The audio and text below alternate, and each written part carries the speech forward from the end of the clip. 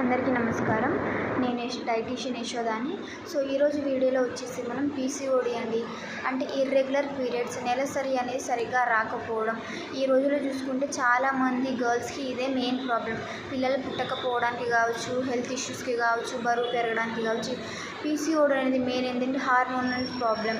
మన బాడీలో హార్మోన్స్ అనేవి కరెక్ట్ క్వాంటిటీలో లేకపోవడం వల్ల, ఇంబ్యాలెన్స్ అవ్వడం వల్ల పీసీఓడి అనేది మనకు వస్తూ ఉంటుంది. సో పీసీఓడి నుంచి మనం రిలీఫ్ అవ్వడానికి హోమ్ రెమెడీగా ఒక 3 టీస్ అయితే చెప్తానండి. ఫస్ట్ది వచ్చేసి పెప్పర్మింట్ టీ అండి. అంటే మిరియాలు, తర్వాత మనం పుదీనా ఉంటాం కదా, అది టీ.